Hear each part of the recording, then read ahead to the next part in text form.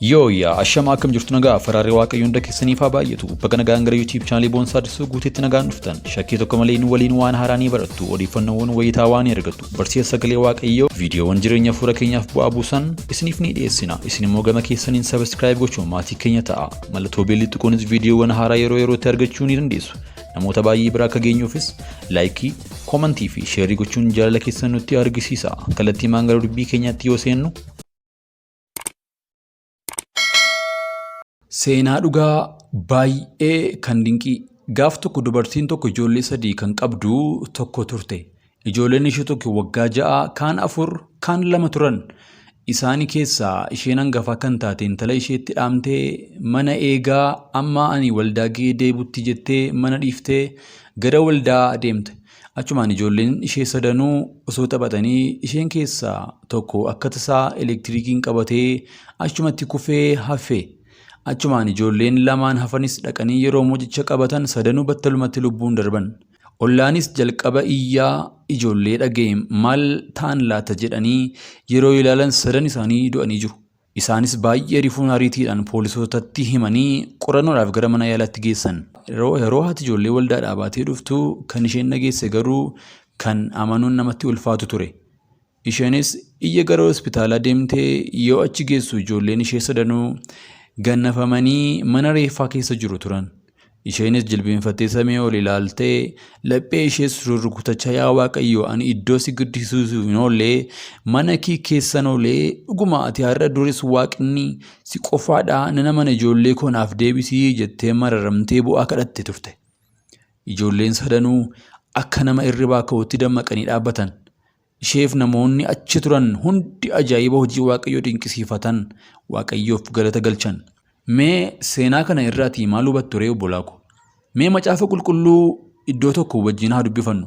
Macaafa faarfannaa boqonnaa 3 lakkoofsa 4 irratti ani sagalee koo ol fuudheen Waaqayyoon waammadhaa inni immoo tulluu isaa isa qulqulluu irra deebii naaf hin kennaa. Nuti yeroo rakkoon nu mudatu rakkoo sana osoo hin ilaaliin gara Waaqaatti ol ilaaluu qabna. Maaliif jennaan inni kanaa dhiphina keessan hundumaa natti dhiisaa jedhe waan jiruuf. Dhugaa gargaarsaa fi humni Waaqayyoo kan nama dinqisiisuu fi kan nama raajeffachiisudha. Naayijeeriyaa keessatti poolisoonni seeraa amantii kabachiisan biiraa qaruuraa miliyoona 4 barbadeessan. Poolisoonni Naayijeeriyaa magaalaa Kaanoo keessatti naamusa amantiin ala jechuun biiraa qaruuraa miliyoona 4 doozarii irra oofuun barbadeessan. Bakka kanatti seera shari'aatiin dhugaatiin alkoolii dhorkaadha. Wayita poolisoonni konkolaataa qaruuraa irra oofuun caccabsan namoonni hedduun naannoo sana jiran ba'uun miira deeggarsaa mul'isaa turaniiru. Gaalaan durii kaatee qubsuma hordoftoota amantii Islaamaati jedhamuun beekamtu kun magaalota kaaba Naayijeeriyaa keessaa shari'aatti buluun dhugaatii alkoolii dhorkan keessaa ishee tokko. Biiraan konkolaataan fe'umsaa magaalota gara kibba biyyattii irraa gara kaabaatti seenaa ture irraa buusanii cabsamee maal jedha. Kan gabaasee Ajaans France Pressdha. Poolisoonni seera shari'aa kabachiisan Hisbaa jedhamuun kan beekaman yeroo hedduu dhugaatii alkoolii qabuun barbadeessaa turani. Kaan ammaa kun baay'inaan yeroo kamuu ni caala. Biiraan qaruuraa miliyoona 3 tilmaamuu fi dhugaatiiwwan alkoolii biroo walumaa hedduun konkolaataa irraa erga buusanii booda baliinsa lafaa irratti gadi jijjigsuun konkolaataa doozarii irra oofan. Konkolaattonni naannawaa sanaa tarkaanfiin kun qaama doola wantoota nama macheessan irratti godhamuutii jedhani. Kanneen doozariidhaan caccaban jala hafan ammoo abiddaan gubaman.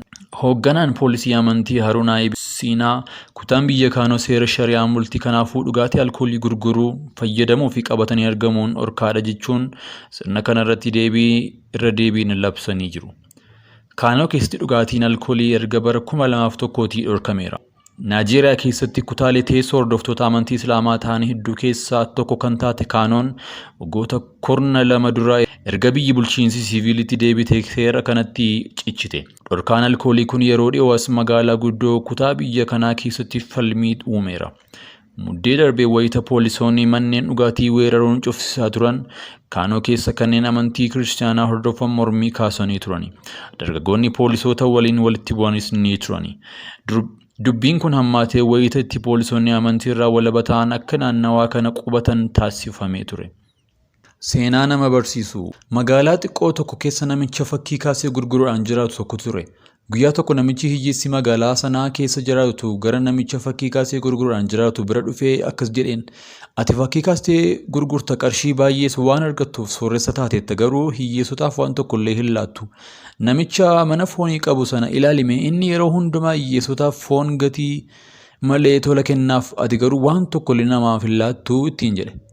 Namichi fakkii gurguruudhaan jiraatus sunis deebii deebisuu fi dhiisuudhaan callisee kolfe.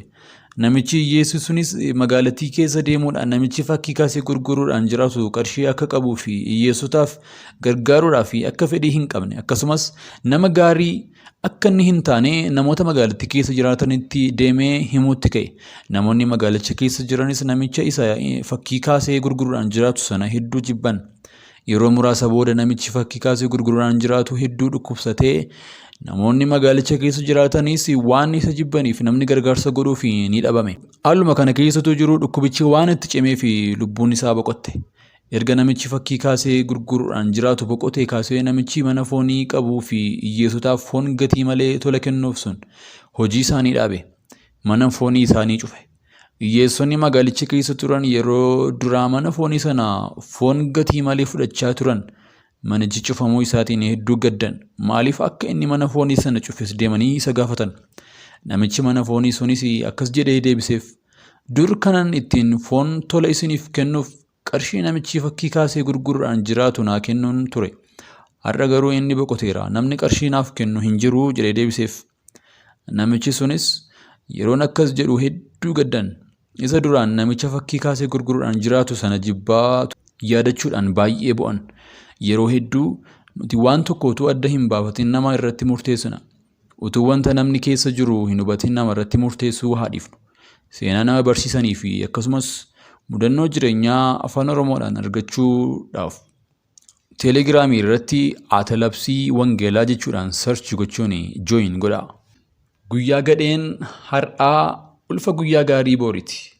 Akaakuu qomoo fi sanyiin qorumsa bara sirratti wal ga'an ciniinnadhu malee harka hin kennin. Sababiin isaa waggaan itti aanu waggaa ija dadhabbii kee cirattudha. Amma addunyaa jireenyaaf siif qoodame daangaa lamatti gargar qooditi ilaali.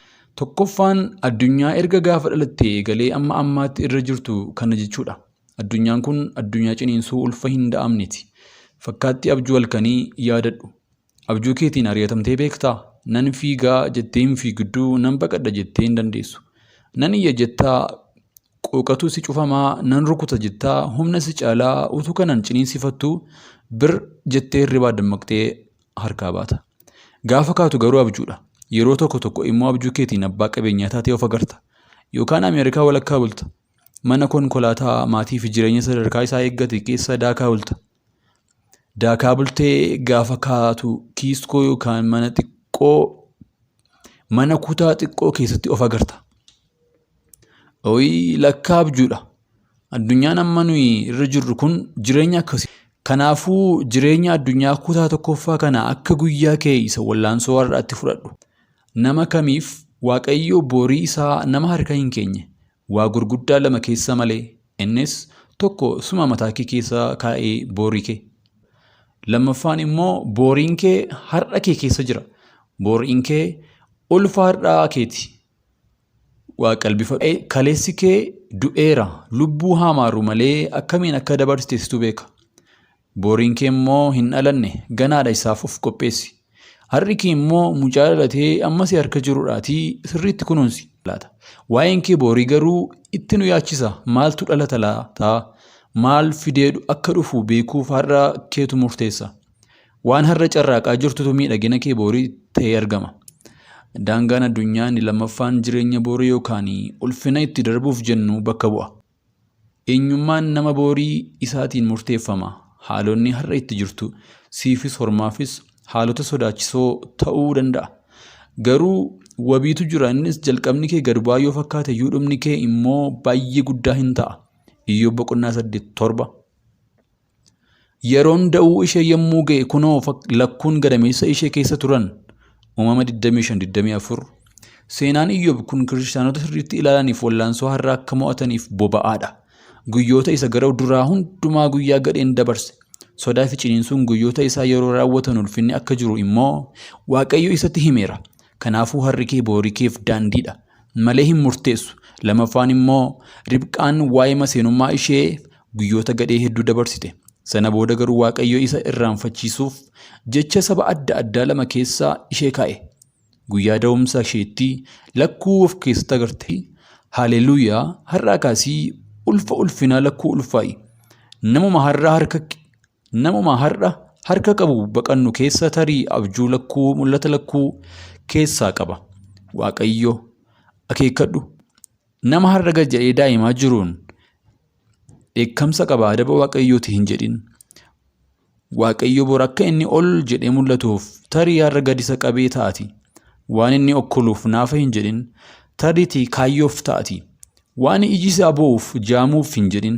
Iji isaa inni keessaa baay'ee argaati. Waan har'aa itti hadhaa'eef hin darbuuf hin jedhin. Eebbi balbala isaa irra jira. 2 Qorontos 8:19.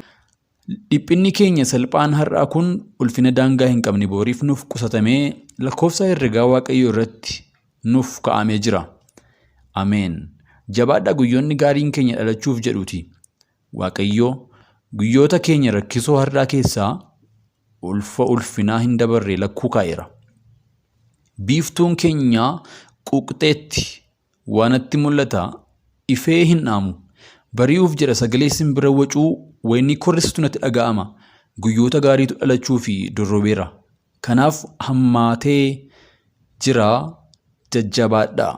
Ifa keessan jiraadha, ifa jireenyi koo